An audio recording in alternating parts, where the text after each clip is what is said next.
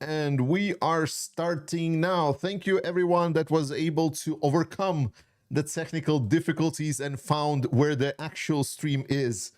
I'm sorry for the inconveniences, technical issues. I don't know how it works. You know, technology just can attack you at the times that you least expect it, and this was one of those times. Volume is what it is. We already talked about volume many times.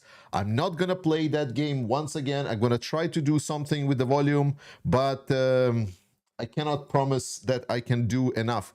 We are not playing the volume game anymore. If it's too low, get closer to the TV or whatever. So let's roll with what we're having, and we're gonna roll with this.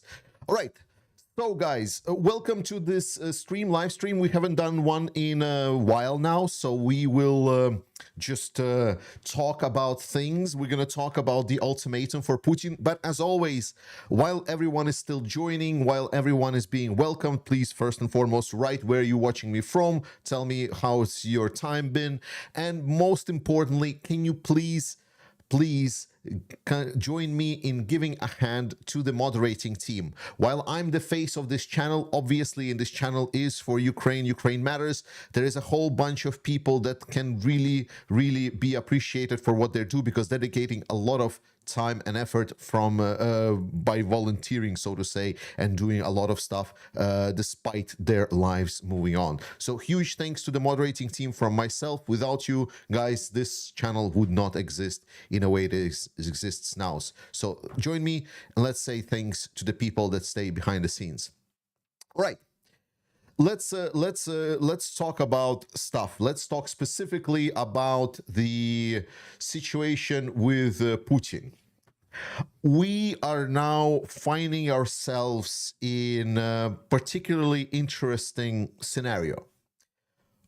We've seen the European leaders come to Ukraine, and they made a statement. They came together and made a ultimatum for Putin. They called Donald Trump and supposedly got Donald Trump on board to put additional pressure on Russia for Russia to come to peace and negotiations, more like a ceasefire negotiations for 30 days, and potentially start some kind of peace talks. Putin responded to that by stating that he is not particularly interested, but that they are interested in having direct discussion with Zelenskyy, to which Zelenskyy said, yes, we agree, we need to have the discussion, and come to Turkey, and I will be waiting for you. I believe it was on Thursday. Like I've seen different reports stating this was either Tuesday or Thursday, so I'm believing that I believe it was on Thursday. And what do we need to understand from all of this situation? Let's start from the beginning. Do we expect a ceasefire between Russia and Ukraine in any kind of foreseeable future? No, we're not. Like, there is pretty much not, I mean, unless you have one brain cell, like some of the politicians, you do not expect any kind of a ceasefire between Russia and Ukraine. That's not what we're expecting. So then you might ask, well, what is all of this talks like? Why do we hear all of these discussions about potential ceasefire? Zelenskyy is making like public statements, so surely that means some kind of a ceasefire process is ongoing. And the answer is no. It's a theater. It's a weird political theater for just one specific actor. Unfortunately, everything that we're observing is just it's a game for like a theater that needs to be played out like it is for a child, because it is for sort of a way for a man-child in the White House. Because Donald Trump, while being not very, how do you say, he operates in a very different manner. You know that. I don't need to explain to you how he operates, and a lot of things needs to be he needs to be carried through by hand, because the issue being that while he is a man-child and he is like what it is, he's also leader current leader, effective leader of the most powerful nation on the planet still. Now, we would all wish that we would can just like, abandon the USA, do stuff on our own and so on. And that's a valid point. Like, I definitely understand that thing, that we need to do things on our own. Ukraine needs to grow their own defense capabilities without the United States.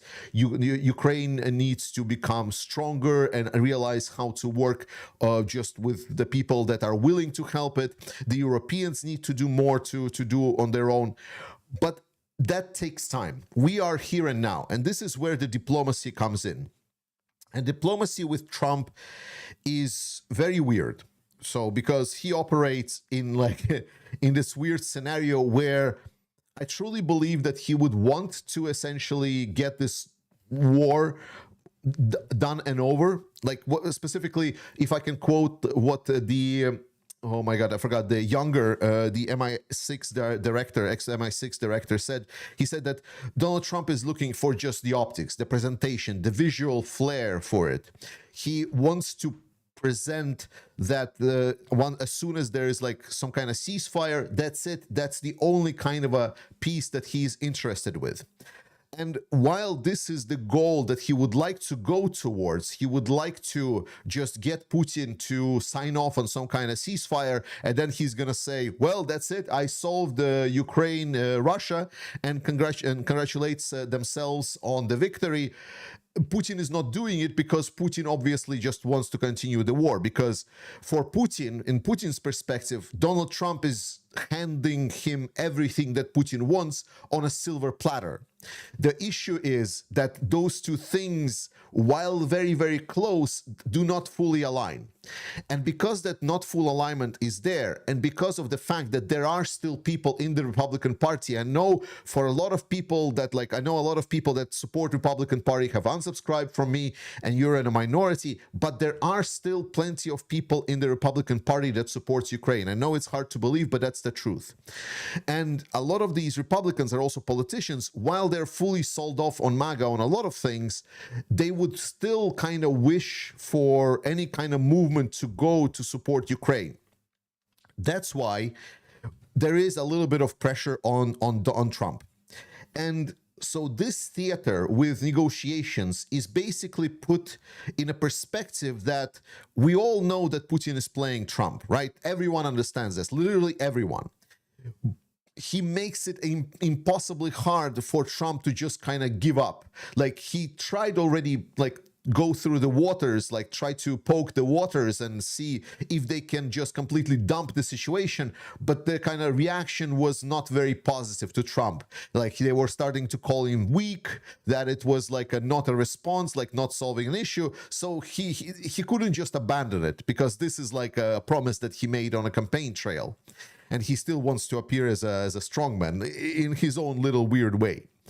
And so now the politicians in Europe and Ukraine, there was this dream scenario.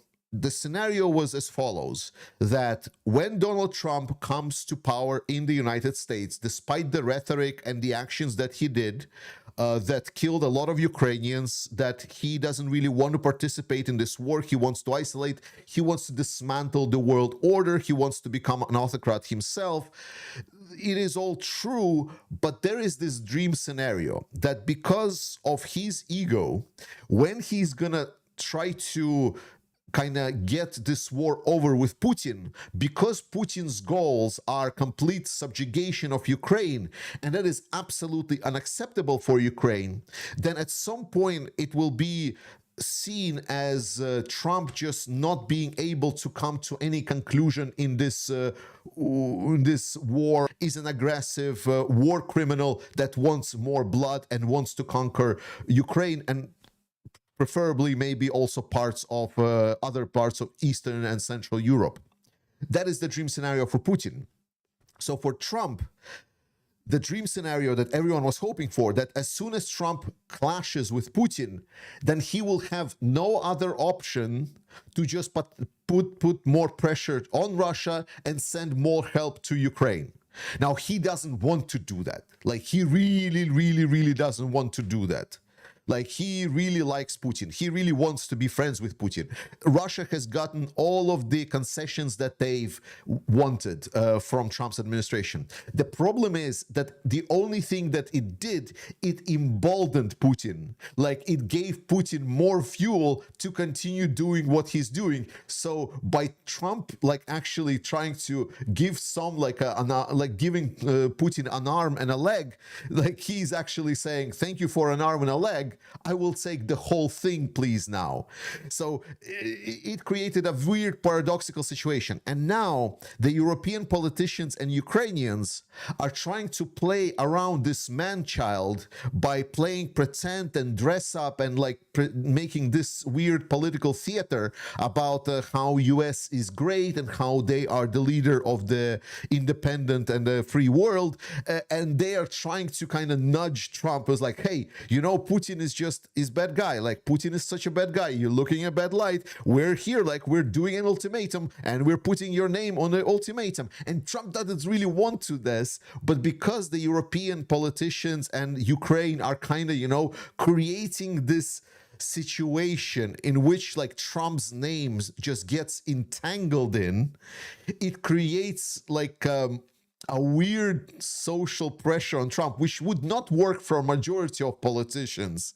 But because of the way Trump thinks like a man-child, for him, it's like that's super important because that's the optics, you know? Like, and Trump is all about the optics.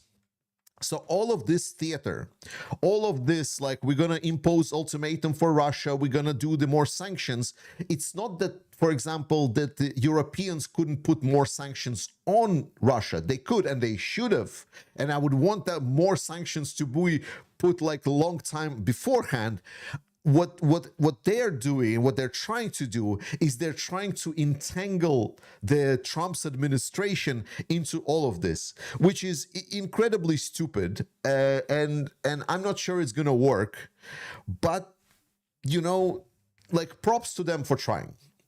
However, with all of that said, like, so that's kind of like the setting the stage. So with all of that said, what is the actions that we would want to expect from the Europeans? What is at least what we're getting so far?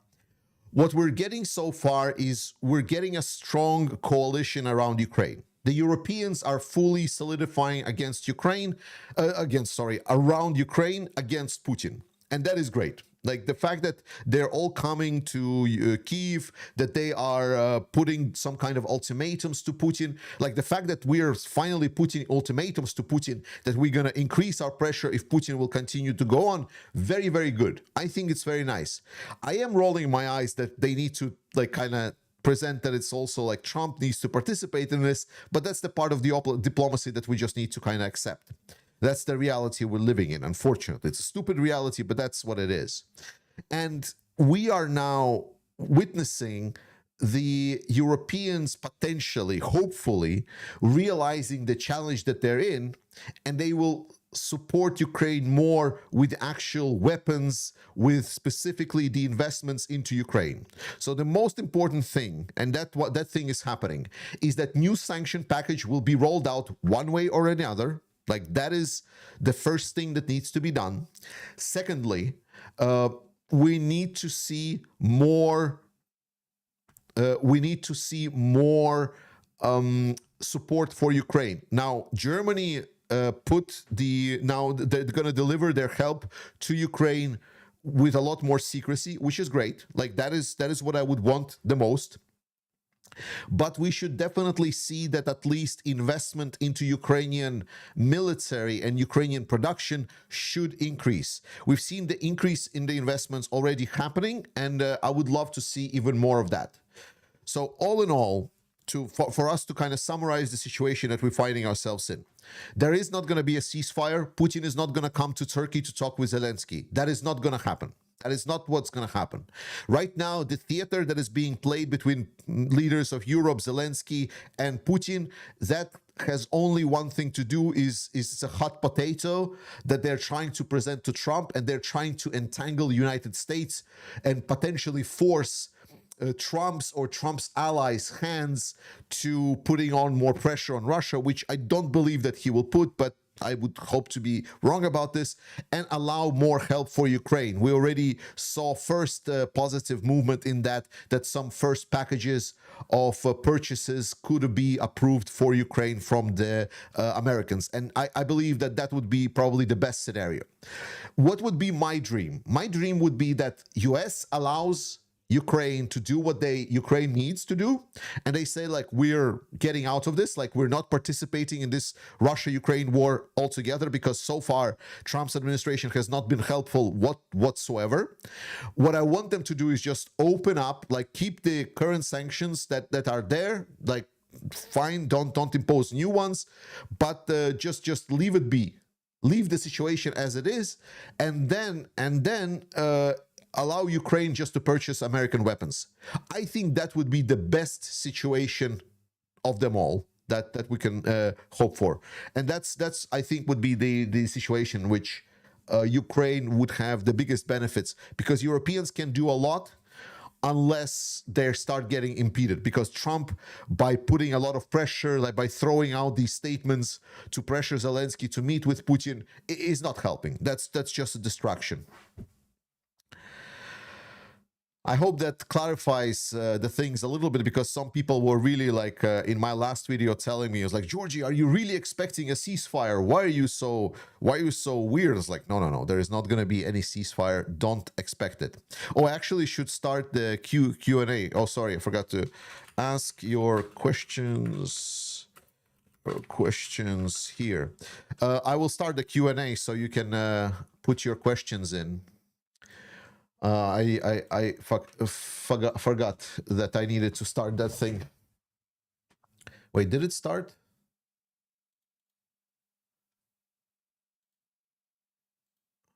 I hope it started. Yeah, it started. Very good. So you can ask the questions there. I will just look through the chat and see if there were questions beforehand. All right. Because we have a couple of, like, an hour, so hour and a half before I need to go. Tosun Abe is saying, do you think the peace talks thing since Trump sat on the throne has a negative effect on the focus of Ukraine allies and us followers of the war? Trumpians love Putin eternal. Yes, there has been very negative impact. We've seen, like, people have been reporting that a lot of the people are shutting off because of the supposedly approaching ceasefire. There is a lot less focus on specifically on Ukraine to win, so there is a lot more distraction focus on some kind of a non-binding ceasefire agreement, which is a road towards nowhere.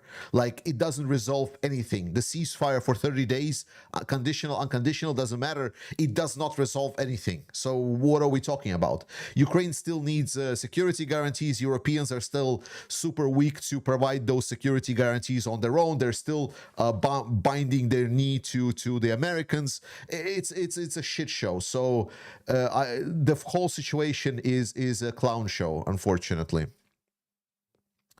All right. How do you use the Q&A? Well, you write the questions in the Q&A, and then I answer those questions. There we go. Russell Whiskey is asking, what do Ukrainian? That's a very good question, Russell.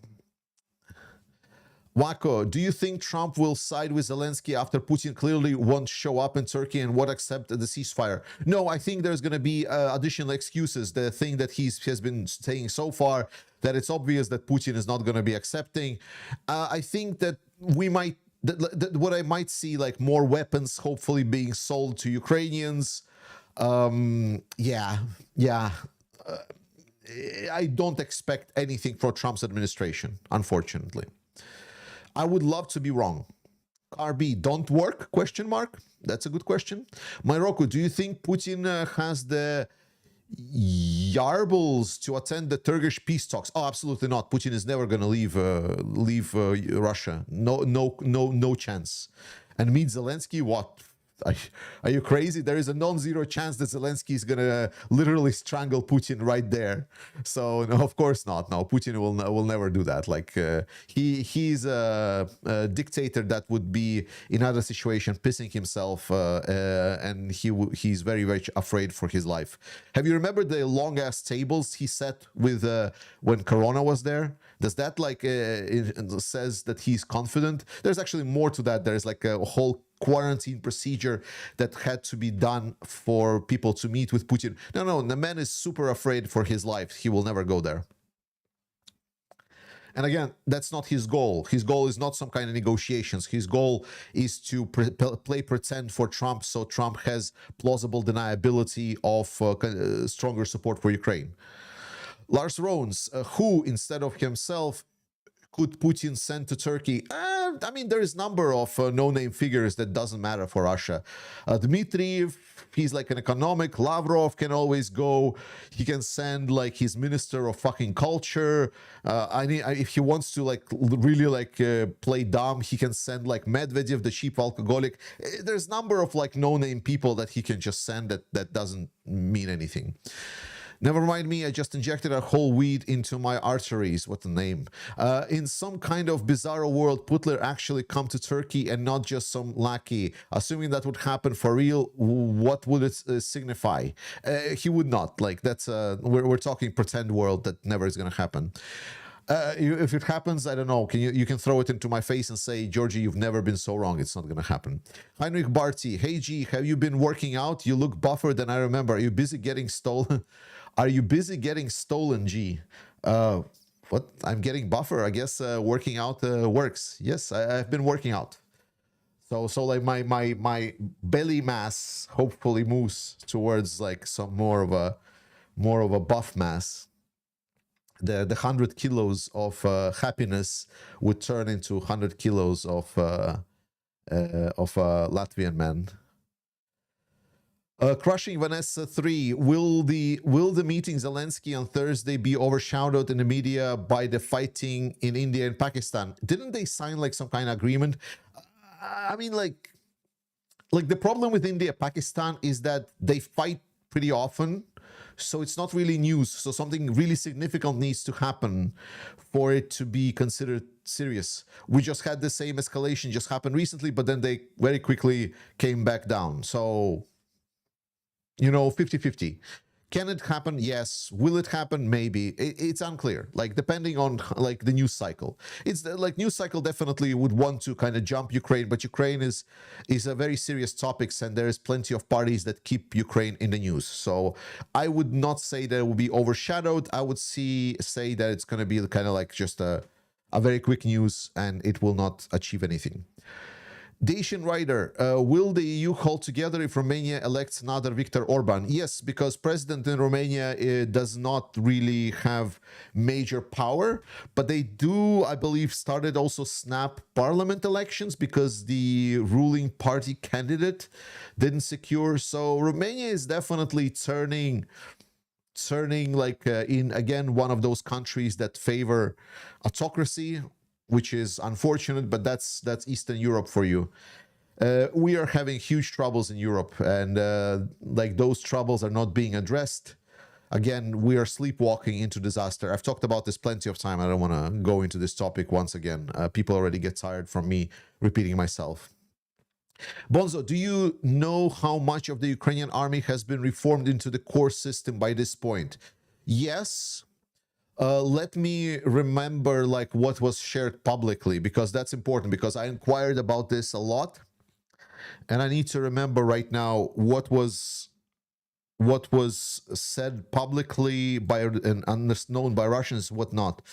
I believe publicly we definitely know of two cores already operational, third one being close to being operational, and then additional 4, I believe, were kind of scheduled to be up and running soon.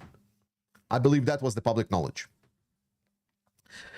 Blaze Gamer, have you heard about Hungarian spying in Ukraine? Yes, that will be actually mentioned in my next video. Crazy, right? Orban eyeing like the sovereignty of Ukraine. So they've sent in the troops, not the troops, but they've starting to how do you say, to hire the spies, like setting up the spy network in Ukraine to monitor the movements of the Ukrainian military, the Ukrainian police, started making essentially inquiries into the how the society would react if suddenly some Hungarian forces would enter the territory.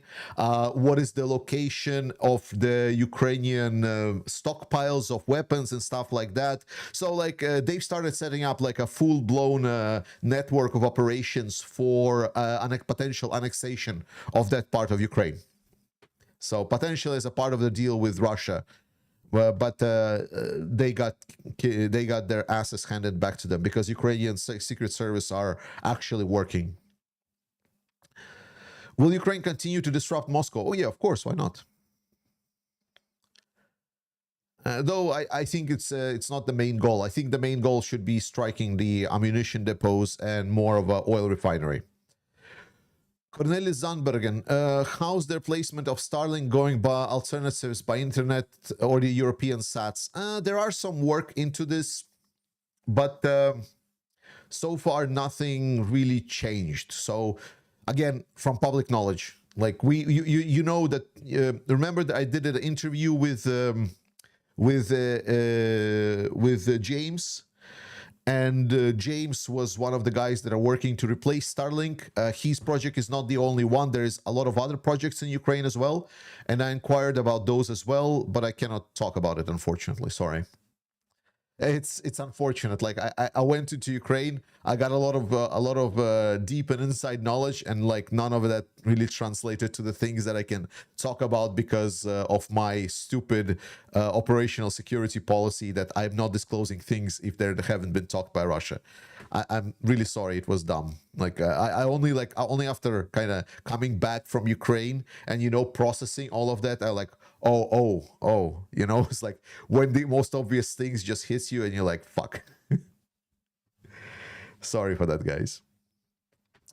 Michaels, looking at Europe's weapons ability, what long-range weapons do they have? Just Taurus as an extra help to Ukraine. So Taurus is not going to change anything, guys. The most important thing that you need to understand about Taurus is Taurus will not change anything. Like there is nothing that Taurus can do. Well, I mean, very minimal what Taurus will bring for Ukraine. Like it not going to bring like any major new capabilities for Ukraine. It's going to be nice. It should have been there for sure, but it's not going to be. The biggest problem with Taurus that I was on this channel specifically advertising for and explaining every time is that we had some weird mental barriers for us Europeans still to deliver things to Ukraine, that we are putting red lines for our own support for Ukraine against Russia, which is idiotic. And that was my always argument for Taurus. That's the whole thing. So the Taurus itself, the missile, you should not put a lot of value into it. Kolo, what if Putin actually goes to Turkey? He won't. Orc Slayer 5000, what impact will it have on Ukraine if the pro-Russia guy wins in Romania? Not much. As I said, the pro-Russia guy is just a president. The president has not a lot of, how do you say, power. He has representative power. There has been pro-Russian guy, I believe, in Czechia before Petr Pavel, like so, and didn't really matter that much. I believe some of the Balkan states also had like a pro-Russian guy as a president, but president in a lot of the European states is just a representative person. They don't really dictate how the policy goes and laws of the land goes. A bit more serious is the parliamentary election that will be happening in, I believe, if there is a snap election in Romania. That would matter actually more. Petr Pavel rocks. Oh, that's for sure. Yeah, absolutely. One of the biggest, if not friends of Ukraine, for sure. Benjamin Henry, how long do you think will it take for Russia to run out of tanks, artillery, etc.? 1 year, 3 years? Good work, bro. I mean, they already are running out. Like, we already are seeing them. Like, it's just like what people understand when Russia runs out of tanks. So they're expecting is like, okay, so there is this day, and then Russia will not have any more tanks. That's not what will happen. Russia is not producing a lot of tanks, but they're still producing the tanks. And while their stockpiles are complete garbage right now, they still can assemble from like 10 junk pieces of tank equipment that they have, they can assemble one. The only difference is it's expensive, it takes a lot of time, it takes a lot of effort, it really problematic for Russia to scale that to some kind of big output, and that means that any kind of a massive number of assaults that Russia conducts will not be on tanks. So that is what the depletion of artillery and tanks will make. With regards to artillery, North Korea is going to supply Russia with some artillery. They're also going to supply workers for Russia for cheap. China right now has been suspected of delivering some of the weapons to Russia as well. The point of the matter is that there are still ways for Russia to continue going on, and they will never run out completely of some equipment.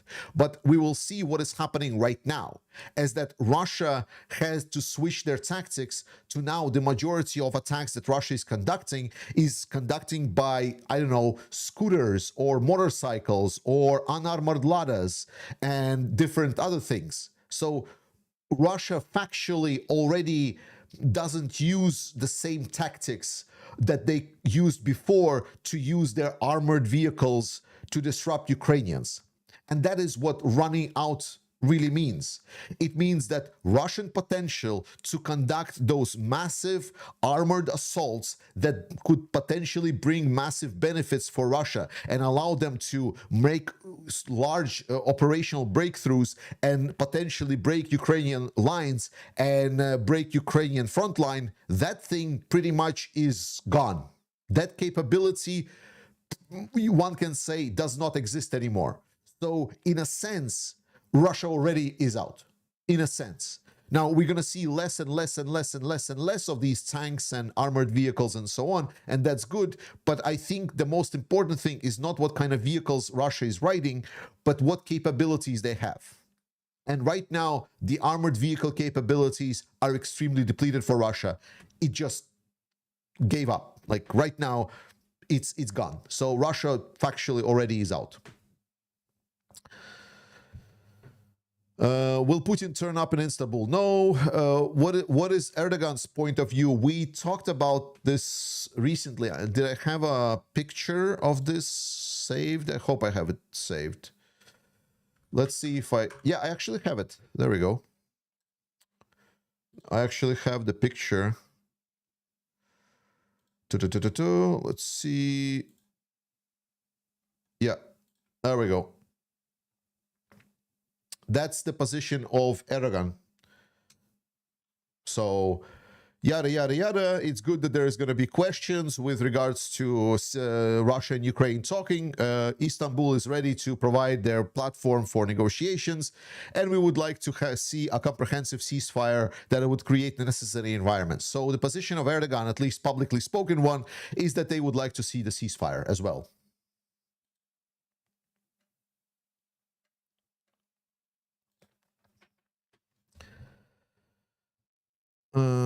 That is a very nice, okay, that's a joke. Morocco, yes, but Putin can send one of his stunt doubles to the summit. Nah, no, that's not how it works. That's not like, if like, imagine this, if a stunt double goes to Turkey and then Zelenskyy strangles him, like, I mean, oh, then Putin just appears in Moscow, well, then everyone is just gonna call bullshit. That's a whole joke. Russell, Europe and the UK have outplayed Trump. What do you think Putin's next move is? They will come about. Like, you know, Russian media game is pretty up there, right? We should not dismiss Russian media game. They are pretty good at calculating the steps that they need for the public approach. So it's definitely up there. Plus, you need to remember that Trump is favorable to Putin, so if there is like a plausible deniability, then Trump will just take it. So that's the thing that we need to remember. Okay, let's read a couple of super chats because you've been writing a lot, guys. Blaze Gamer, thank you for mods and hosts. Thank you so much for £5. Russell Whiskey, hey Georgie, double the mod salaries. Yeah, we talked about. We finally agreed on something that I will be reimbursing them. Hopefully, if the next project that we're planning on works. But yeah, they have been mostly helping me for free, which I am forever grateful for to them. Like, I mean, we obviously exchanged some stuff, but yeah. I don't have the money to pay the salaries, unfortunately. I'm not making that kind of money. Like, fun fact, I've seen some people saying, it's like, oh, Georgie is like making a hand over fist on his YouTube. It's like, no, I don't. Because, like, for example, first like year when I started this channel, I started like, oh my god, I'm getting YouTube money, so I started donating, and actually like I overspent, so my end of the year balance was actually in the negative. So like I actually spent more that year, so YouTube factually didn't make money. I just lost money on YouTube. And then there was the next year, which did make some money, like a couple of thousands. Obviously I was donating, but I also saved up some of the money for the next upcoming project, and you will see where that money went very, very nicely. So it's yeah, unfortunately, let's just say is like, if I'm making hand over fist money, then my Ford Fiesta. Oh, by the way, if you don't know what Ford Fiesta is, like let me Google it for you, because like I think like Ford Fiesta is not available in the United States. So I need to show what Ford Fiesta is. Is there anything with a man? Yeah, there we go. Because like you need to see the. Oh my god. So that's the style of car that I'm driving, except it's darker blue. But like, yes, it's a, as you can see, it's a luxury car. Amazing.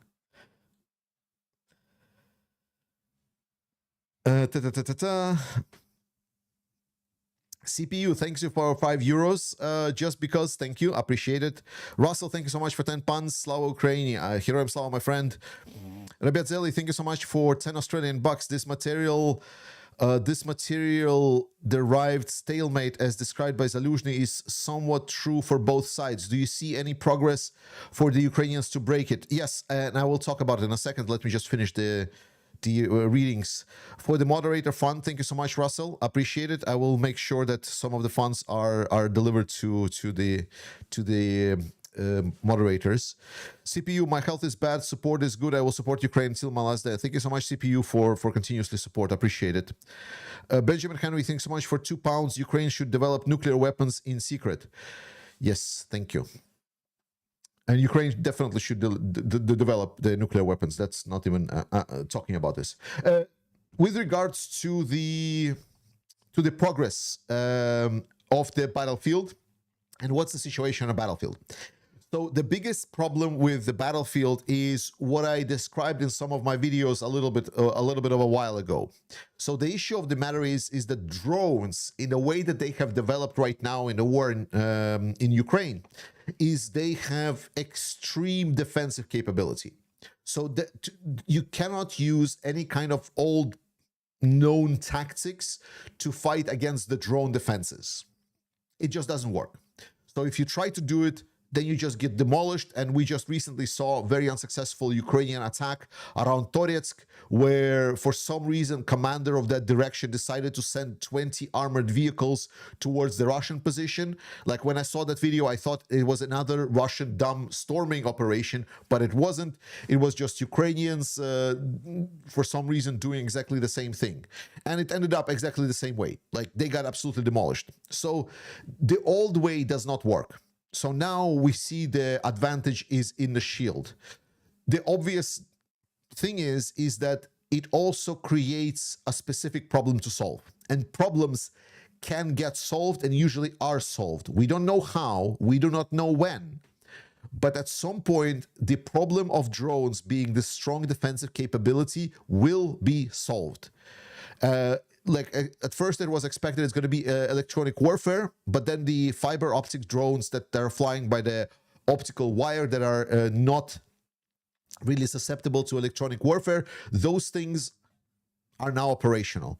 So no, there is no solution so far, but that solution will come at some point, and in that moment we will see the window of opportunity for aggressive operations, and that is going to be the moment when Ukrainians will be able to strike. So for now, with the current level of technological advancements, I would not say that Ukrainians even should try to do any major aggressive actions. I think the defensive factor of drones right now is too big.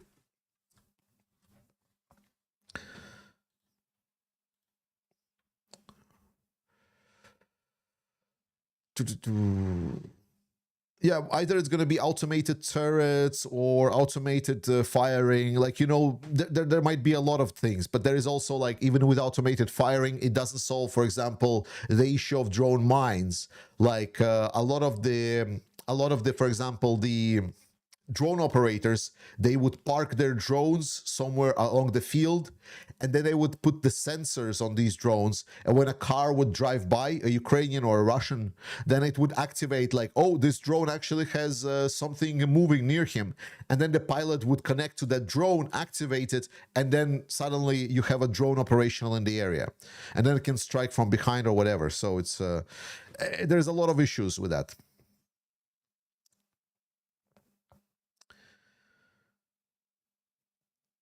Europe and the UK have outplayed Trump. What do you think Putin's next move is? We'll see. We'll see. I wouldn't say that they have outplayed Trump. I think we are still in the middle of the game. I wouldn't say that we're at the end scenario. I don't believe this is the end game. Bernd K, what about the Hungarian agents that were probing? Already talked about this. Chris Angel, have you noticed an uptick of pro-Ukrainian accounts talking about Russians stockpiling tanks and personnel somewhere near the Baltic and Finnish border? What are your thoughts on this? No, I mean, I've heard some of the, like, increased Russian activities near the border. The stockpiling of armor is not really necessary. So it can be a couple of things. Those can be for training, those can be for show. It's unclear. But the point of the matter is, Russia knows all too well that NATO is not ready to enter the war. But maybe they are kind of preparing for the worst case scenario. That's not excluded. But it's definitely not enough to invade. Let's put it this way. Callas, will the EU play a central part in helping Ukraine win, or will Orban manage to thwart that enough to everything to be up the coalition of the waiting? I think coalition of the waiting is the way to go. I don't believe that EU will be force enough on itself. We have too much issues inside of EU right now. Yetro Bradley, what is the situation in Ukraine with immigration? Are people returning to Ukraine or staying away until the war has ended? What does the affect recruitment into the armed forces? So, as I said, like, I've been to Ukraine. If Ukraine would really want to mobilize, there's plenty of manpower. That's the important part. Secondly, the biggest obstacle to mobilization into Ukrainian armed forces is that people don't want to end up in a meat grinder with no training. That's simple as that. That's, like, simple as that. People don't want to suddenly, like, get into the training, and that happened, and that's unfortunate, and then essentially end up in, like, a Soviet army that doesn't know how to fight. Right now, because of the core system, what Ukraine is doing is they're scaling the top brigades' experience and their model and their culture and the way that they're treating personnel to be larger, because the top brigades have actually not have this major lack of personnel compared to, like, some territorial defense brigades. Like a territorial defense force, no one wants to sign up for a fucking territorial defense force. These guys barely have any guns. Like, we talked about, like, guys, what we can supply to you. I met with the guys when we went to the events, and we talked with, like, different guys from different forces, and they said, like, okay, so I talked with the guys for the armed forces, and they said, like, okay, we're pretty well covered, like, we need more supplies to be more efficient. Then I talked with some of the guys with the I believe it was the 3rd Assault Brigade, and they said, like, you know, it's like we are pretty good, we're like self-sufficient, we have production our own, like, but obviously any help would be grateful for us. And then I talked with some territorial defense guys, and they said like, it's like we get like the last pick, so like whatever comes our way, we're just happy about it. That's all. It's like if we get drones, hell, that's a Christmas come early. So it's different. And by scaling the core system, the most important thing is that effective solutions are scaled, and most importantly, effective recruitment and training solutions are scaled as well. Training in the 3rd Assault Brigade and the Azov Corps are insanely good compared to the other parts of the military. And people know that. So if this is scaled, then we might see that there is not going to be as big of a problem with the manpower with Ukraine. A lot of the problem with the manpower in Ukraine usually are in a no-name brigades. Like people that like, it's like 400, like 123rd Territorial Defense Unit.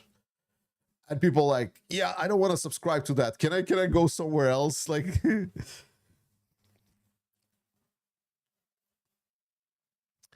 Whiskers 4, but the important part they want to underscore, there is plenty of manpower in Ukraine still. That's like, I just like physically saw that. Like I just went to Ukraine. When I went there, it's like I just physically saw that. There's plenty of like draft age man there. There's like, if that needs to be done, there is ability to do so.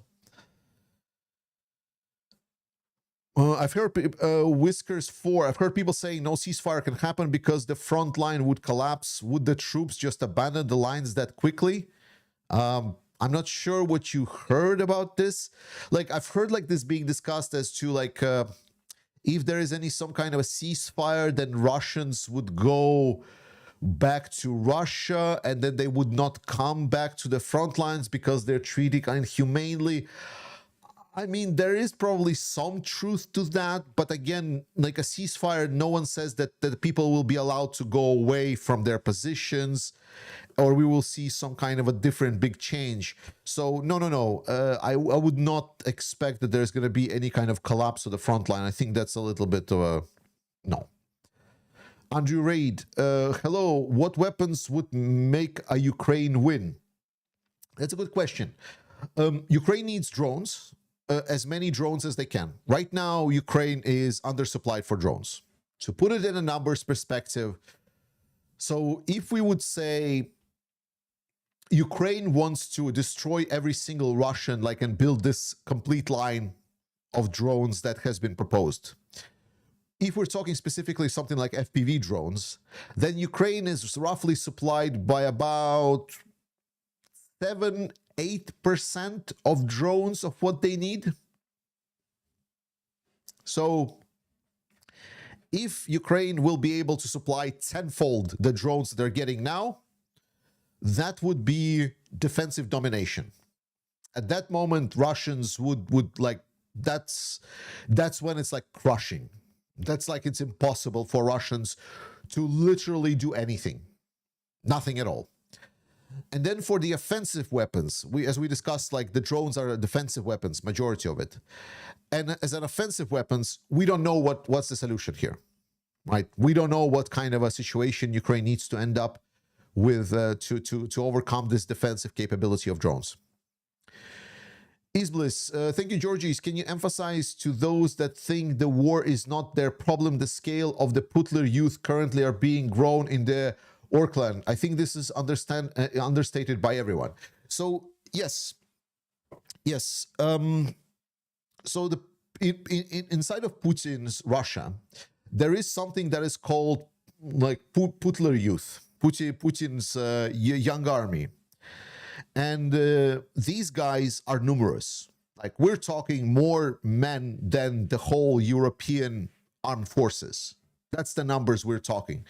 And they're being grown, and they're basically exactly as the Hitler youth as you would imagine. So they're getting their propaganda daily reminder. They're getting their training with weapons. They're trained like on the tactics from the youth. They're trained to love the motherland and destroy the Nazi and anyone that threatens the motherland. there is a whole generation of Russians that are not like a generation beforehand that was just diluted and slowly brought up by propaganda to kind of like say that this is what Russia was, and then we had Russia really bad in the 90s, but then Putin came and then made Russia good, and then also because of propaganda we also think that we're surrounded by enemies and therefore we need to destroy Nazis in Ukraine. Not these guys. These guys, they don't have the ideological almost drive at all. Like these guys right now for the most part are there for the money, because otherwise they don't have ability to earn compared to what they earn in money. Like the only thing that they have a pitiful story saying is like, I just wanted to go to Ukraine and I just wanted to kill some people and get a lot of money, but then suddenly I got killed. Well, unfortunately to be Russian. But the Hitler youth or the Putin youth, those guys are like ideological to the core. Like these guys are like completely like from the childhood, they were dressed up as a military. They've taught the tactics. It's literally like a military core personnel ready. And we're talking men and women that are ready to lay their life for the motherland and any kind of ambitious of the glorious leader. They are absolutely like human robots. These guys will go in and they do whatever they are ordered. That is the insanity of Russia that we're seeing right now. It is what Hitler wanted to do, but never had the chance. And now it's there. If there is like a semi-ceasefire and everything, then the Russia will come back. The question is not if, the question is when.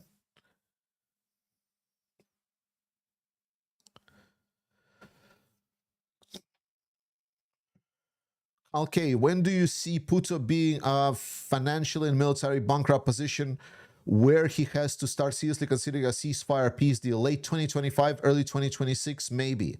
So there has been recently data coming out for the first quarter of the Russian economics. And let me find some kind of drawing. Is there like a internet white page? Blank page. Oh, perfect. Oh my God, I love internet. Thank you so much. There we go. So there is like a website that is just like a blank page. Perfect. That's exactly what I need. So, hello? Okay. So Russian economy. We know that Russia has a piggy bank. And then in that piggy bank is like, whoop, that's a pig. Ooh. That's a piggy bank, okay? And in that piggy bank, Russia has about, I think it was like rubles, so I will put it in rubles.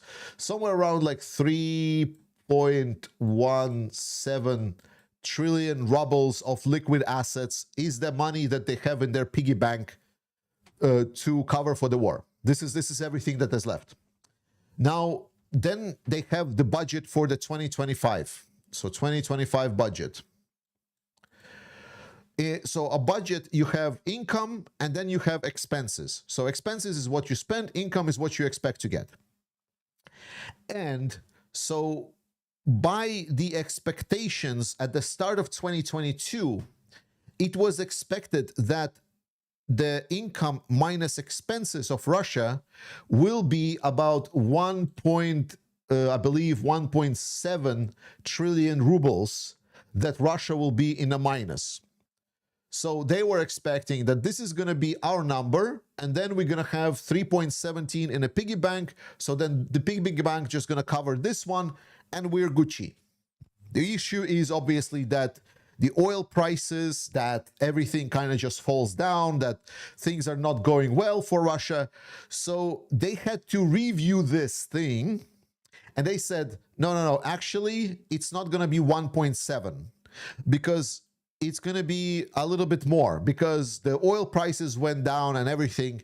And they said that it's going to be actually minus 3.7 trillion. And here you already see like some of the issue. You already see that's like, hey, but like your balance is 3.7 and there's like only 3.17 in a piggy bank. So you're kind of already kind of expecting to spend more during the year than you would spend for the piggy bank can offer. What the fuck? And that was the thing. So that was pretty bad. And everyone's like, okay, Russia will probably have to start like printing money to cover for this, because economies don't just run bankrupt. They're not like people. So then we just received data for the first quarter. So the first quarter, that's a one. So first quarter of this year. And the reported budget deficit, this is like the actual reported budget deficit for the first quarter, and important here, is minus, so this is like expected, this is expected, and this is real for the first quarter. So the real budget deficit for the first quarter is 3.2. In the first quarter, Russia went into 3.2 budget deficit of the expected reviewed 3.71. They are insane.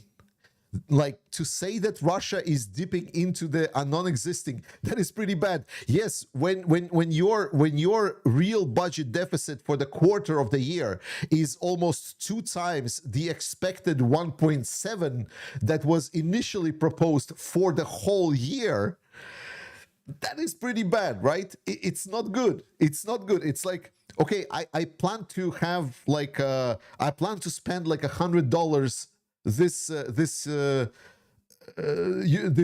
year, and then like the first couple of months pass and you already spent like $250. So you're like, I don't know how that happened. I don't know how it happened. So the excuse that the Russian central bank gives for this budget deficit is hilarious. They're stating that, oh yeah, this one, well, we know that it looks bad right now, but our expectation is that by the end of the year, we will correct ourselves with the oil prices and additional measures that's going to be introduced by the finance ministry, and we will go back to the originally planned 1.7.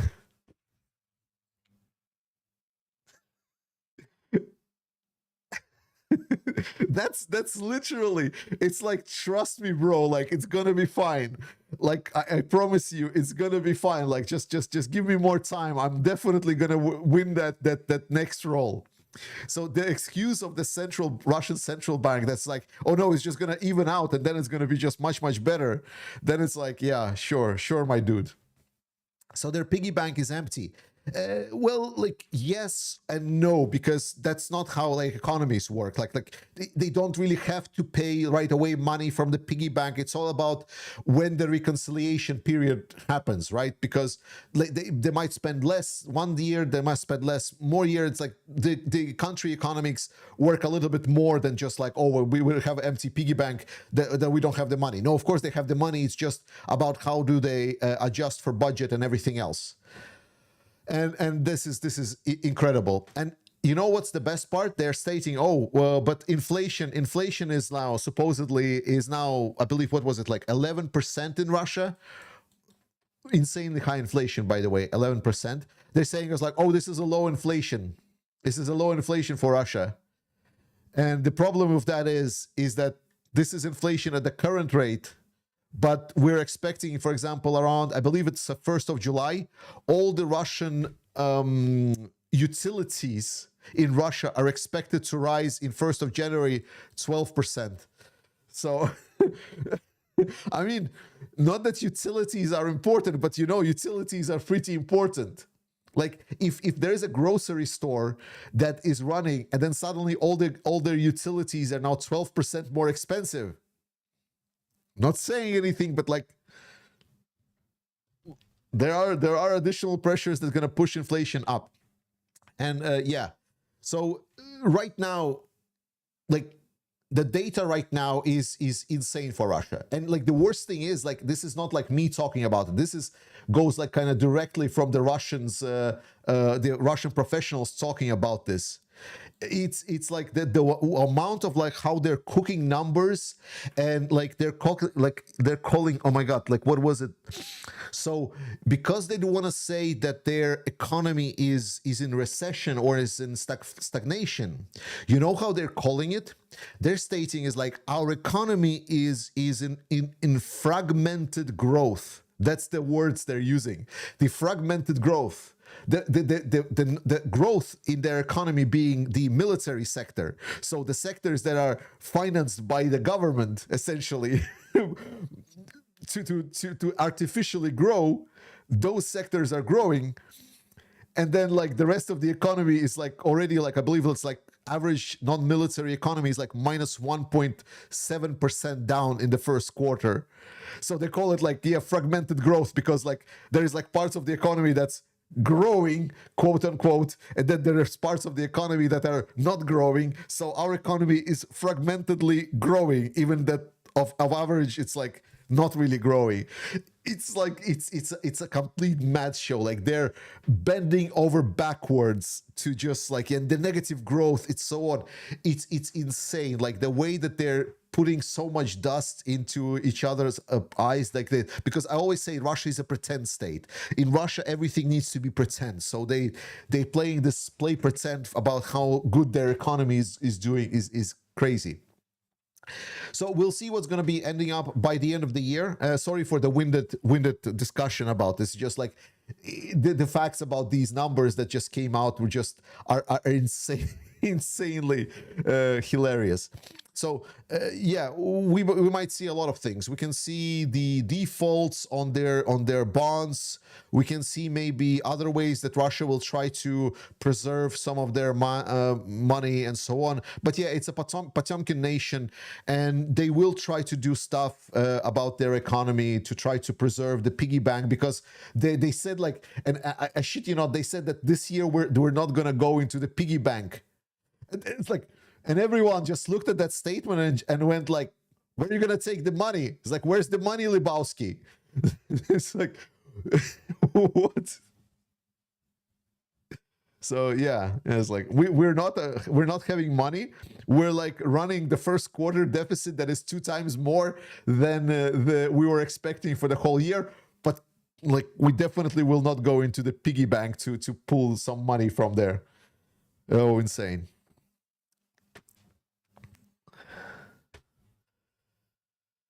Oh, sorry for the a bit of a, it's just cracked me up a little bit. Let's do 17 minutes more, and then I'll need to jump the ship, unfortunately, guys. I have some meetings tomorrow. Kalke, when do you see Puto being... when do you see Putin financial military... Okay, that was the question we answered. Misaka Mikoto, nice to see you, by the way. Isn't ceasefire bad for Ukraine because this only allows Europe an excuse to forget about Ukraine and normalize trade with Russia, just like Crimea 2014? Yes, it is bad. It is bad. But I believe people are trying to play around Trump here. So, like, because they know that Russia isn't really ready for any kind of ceasefire. So, Cornelis Zandbergen, how's the race for drone dominance going? I read Russians deployed their own sea drones, like Defense Express reported. Any particular worries? No, not really. Like, because there is no targets for the Russian sea drones. That's the issue.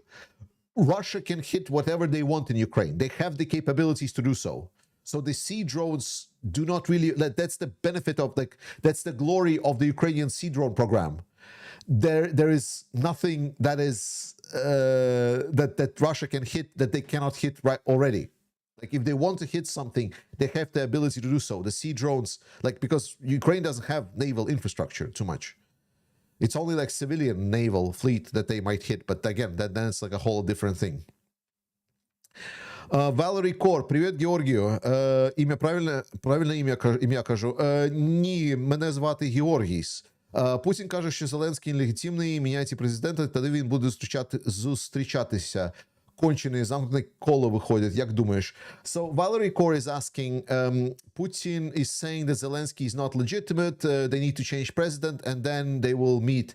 It's like a close circle. Yeah. Of course, Putin is going to say that because Putin is trying to play it for Trump, but he already tried the illegitimate Zelensky, and actually it got some negative reactions from Trump since then, especially because when Zelensky signed the mineral agreement with Trump, now US is kind of economically entwined, interested in Ukraine, so Zelensky has a bit more firepower. So no, it's absolute deflection. It doesn't mean anything. Also, HPT, what do you think Winston Churchill would think of the Western leaders right now? All this cowardice and attempt to appeasement Putin disgust me. I don't think that they want to appease Putin anymore. Like, what I think is that they're indecisive. Like, I don't have a good answer for this, right? Because like North Korea is openly stating that they're going to send their troops to invade Ukraine. You know, Russia is being supplied by weapons to conduct aggression. So all of our pretense on like Russia is aggressively changing the borders of the other countries. They are stating themselves that we aggressively incorporated by military actions the parts of the Ukrainian territory into our constitution, despite the fact that it's like not true and whatever. But Russia is still one of the powers that is heading the United Nations. So like there is this like whole pretend world that is built, that there is like United Nations, some kind of world order and so on. And unfortunately, like it's only us Europeans. I don't even want to say that Americans, because Americans are not playing by the book anymore whatsoever. Trump is now basically ignoring court rulings, and he's doing what he does. And there's plenty of people that like it. Like, again, like when people get outraged, but what Trump does, like that's the whole point. That's the power dynamic. Like he wants to be powerful. They like to be powerful. So when they say like, oh my God, Trump is evil. Yes, like he is liking that. He likes that attention.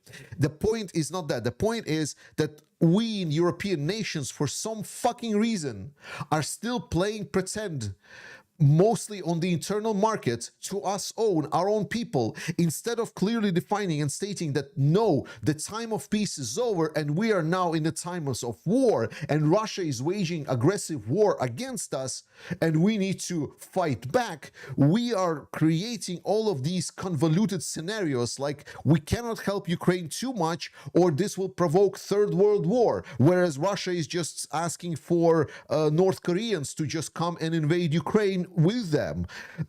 When we are stating that we cannot really supply all the weapons that Ukraine needs because it's going to be aggression, whereas Russia is sourcing any weapons from anywhere they can and just strikes and kills Ukrainians non-stop, including women and children, with no mercy whatsoever.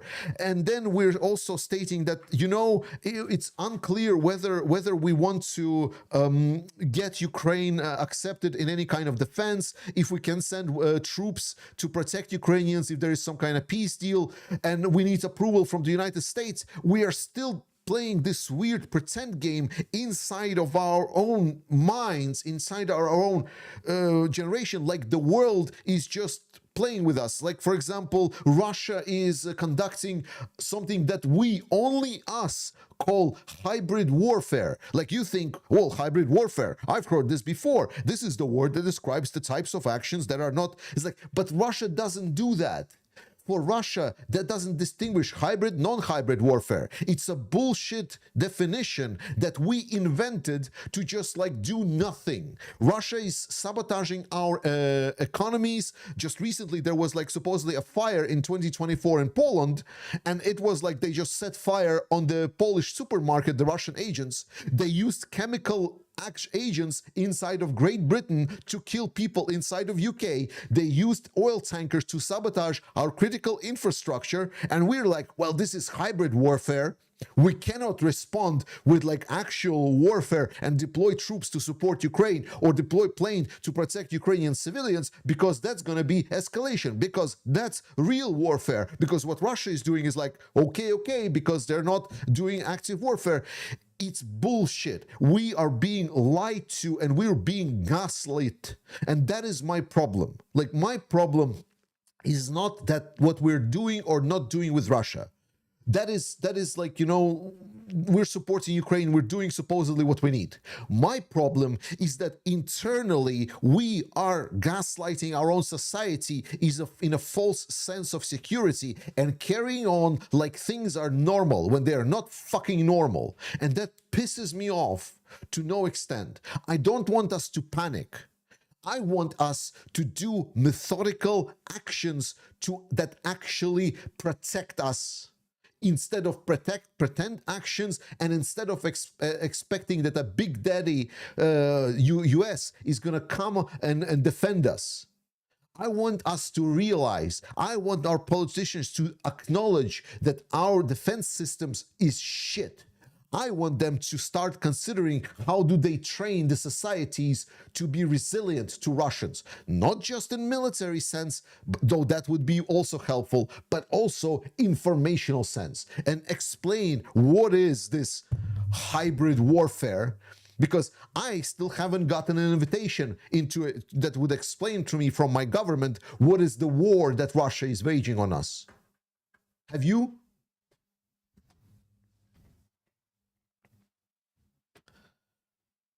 That is what I'm mad at. That is why Ukraine matters. Because, like, if not Ukraine, we're fucked.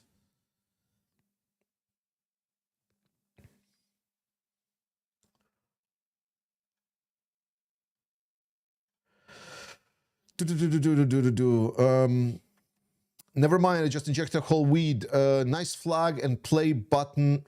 Nice flag and play button in the background. Also the non-existing Lambo in your garage. Yes, I love how much you are at the I love how much you and the community are doing for Ukraine. If no Lambo, what is the most expensive thing you sent to Ukraine? Well, I didn't send a lot of like expensive things, if you mean. The community did fundraise a lot. Like, I believe our current balance is like, with all of the things combined, like what community supported, what like I've donated from the channel profits and everything, I believe our total balance right now is about $1.52 million in support that we did to Ukraine. The most expensive things we bought, I believe it was like a truck that was like a 30,000 euros. It was like a truck that was fully packed with like some electronic warfare systems. Yeah, like 1.5 million. Yeah. We're about at 1.52 if I want to be precise or something. So like we did like for me this is insane, because like for me when I was able to monetize YouTube, I was like, okay, I will be able to send like additional $10 to Ukraine. But we have been doing incredible things. So yeah. So we didn't send like one specifically expensive thing, but we did a lot.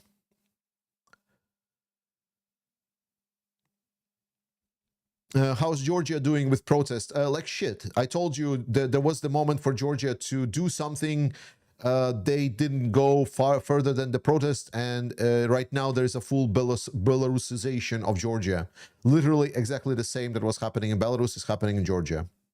So they fucked. Neons, do you think that Russia might collapse in some way? I don't really believe it, cause if Russia revolt will crushed by the military. If we want Russia to be stopped, it can only happen if Ukraine wins. That is true, Neons, but that's not the way how I would like to think about this. So,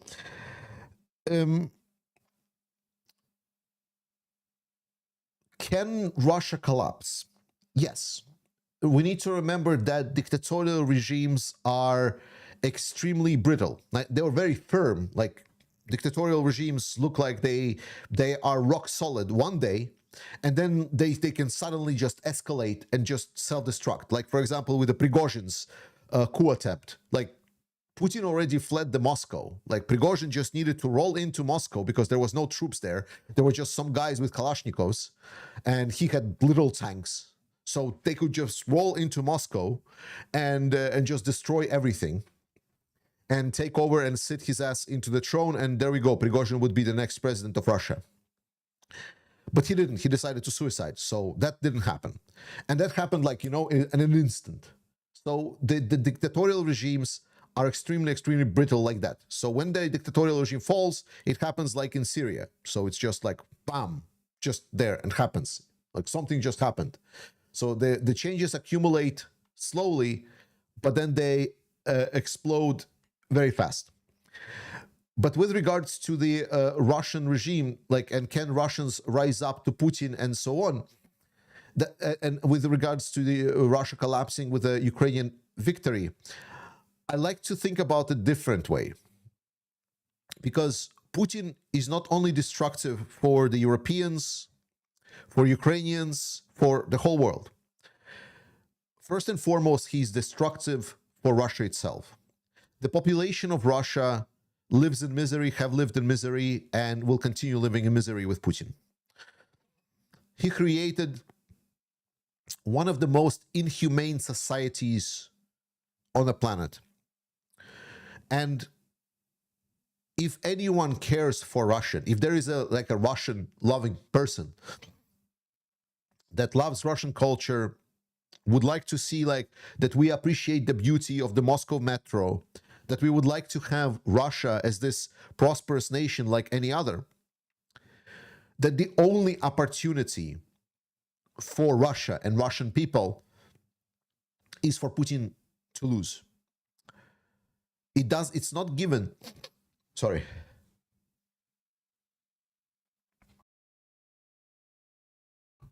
It's not given that if Putin loses, there will not come a person that is worse than Putin or near the same. But it will give an opportunity, a historic window opportunity for the Russians to change something. I don't think maybe they can stay as a unified state. Maybe they will collapse. I don't know. The problem is that with Putin in power and Putin not losing this war, it condemns Russians to the continuous lives of suffering. And that is the crucial thing to understand whenever people say it's like, oh, I want Russians to win, because they don't want Russians to win. They want Russians to suffer. They want Russians to continue being in pain and misery and poverty under this awful, inhumane regime.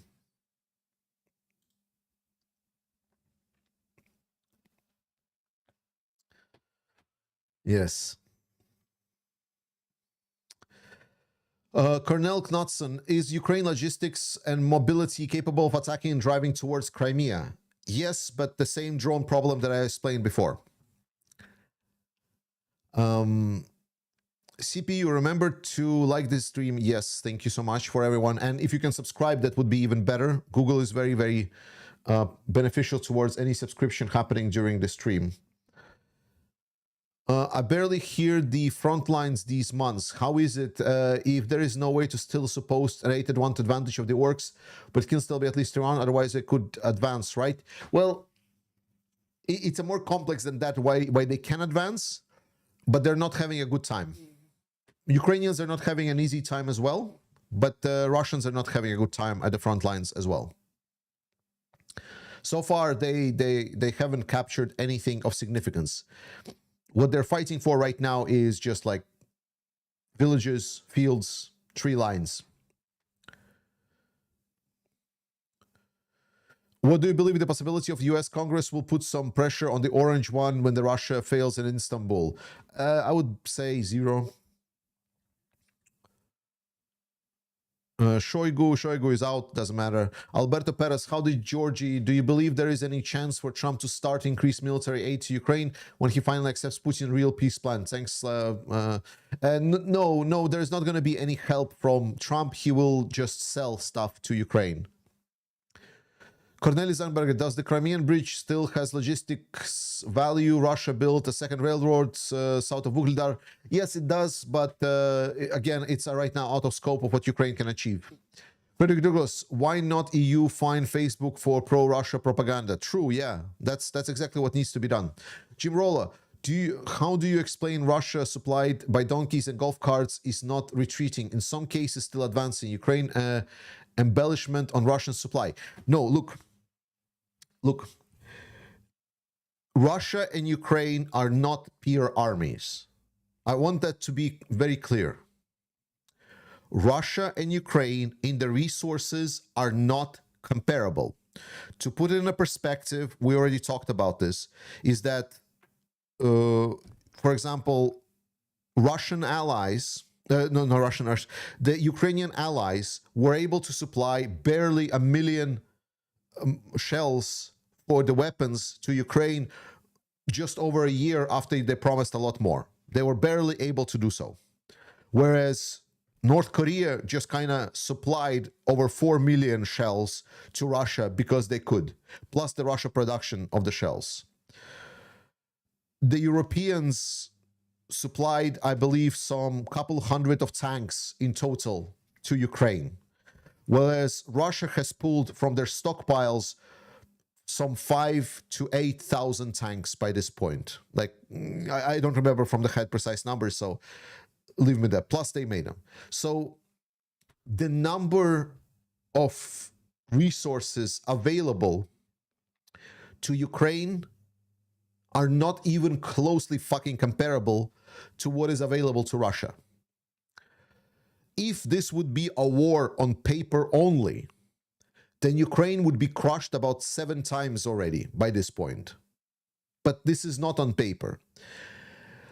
The fact that Russia is so shit at fighting the war, they're still able to use the advantage and resource that they have, the infinite manpower, the ability to expand that manpower in absolutely dumbest meat waves possible because they don't give a shit. The ability to just, like, for the last couple of years, to just non-stop throw in tanks, artillery, armored personnel carriers, non-stop. Tens, like hundreds and thousands of these vehicles, throw them towards Ukraine. They've burned down, Ukrainians by this point, burned down many times over than what the European militaries combined have of equipment, vehicles. And despite all of that, the Russian advances in Ukraine was barely described as marginal. Like, they captured Bakhmut, they captured Avdiivka, and I believe that's about it. Everything else was like in the beginning of the war when they were having the ultimate advantage, and specifically in the south when they captured Mariupol, it was also deal with the betrayal inside of the Ukrainian armed forces. The absolute inability of Russia, while having many times dominance of their resources, to not be able to not just even roll over Ukraine or significantly push Ukraine, no, just marginally, with great pain, with great losses, to advance a bit by bit, maybe capture 1 or 2 notable settlements, and not even achieving their first like the most basic plan that they stated in their bullshit plan of their subjugation of Ukraine is they want a control of Donbass. They are still not even fucking close to the control of Donbass. After 3 years and running through their major stockpiles that the Soviet Union was stockpiling for over 50 years to fight the rest of the world. And Soviet Union was the world's second superpower. So when you ask me, and it's like, well, Georgie, I don't understand. If Russia is like so incompetent, why hasn't Ukraine rolled them over? Because all measures, All of the paper descriptions, everything that still is true on paper should say that Ukraine should be rolled over with no chances. And yet they don't. Because Russia is shit, and their army is shit, and their commanders are shit, and they don't know what to do with the resources they have. And because they're so shit, that's why Ukrainians still have the fighting chance. All right, guys, that was the last thing. Sorry, the question was about the things. I hope you really enjoyed today's stream. We're gonna do more videos during the week for sure. As always, not gonna stop until Ukrainian victory. Continue supporting Ukraine. I love you. Trust in Ukrainian armed forces, and I will see you next time.